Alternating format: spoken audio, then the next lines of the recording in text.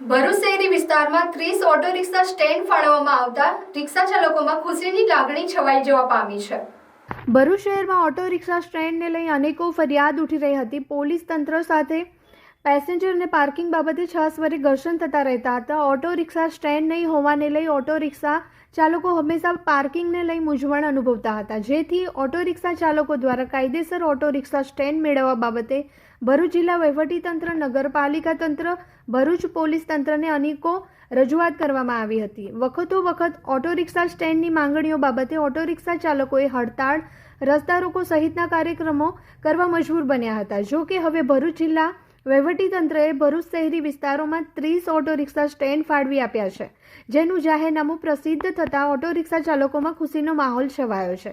જય Bharat auto rickshaw એસોસિએશનના પ્રમુખ આબિદ બેગ મિર્ઝા, ઉપપ્રમુખ રમેશ પરમાર, મહામંત્રી અતુલ પટેલ સહિતના હોદ્દેદારો સહિત ઓટો રિક્ષા ચાલકોએ જાહેરનામાને લઈ વહીવટીતંત્રનો આભાર વ્યક્ત કર્યો હતો।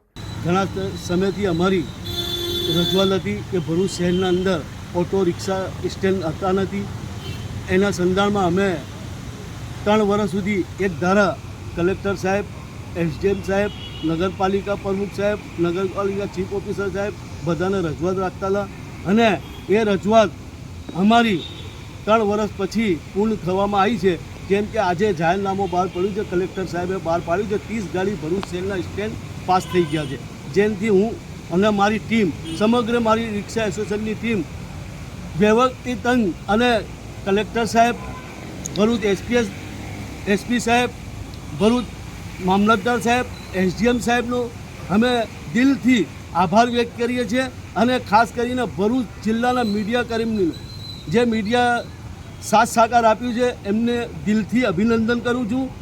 અમારી જે લડત હતી એ લડતમાં મીડિયાએ બી બહુ સાથ સહકાર આપ્યું છે અને ભરૂચ શહેરના રિક્ષા ચાલકો મને સાથ સહકાર આપીને મારી ટીમને આ કામને પૂર્ણ કરવામાં આવે, જેનાથી હું વહીવટીતંત્ર બધાના દિલથી આભાર વ્યક્ત કરું છું।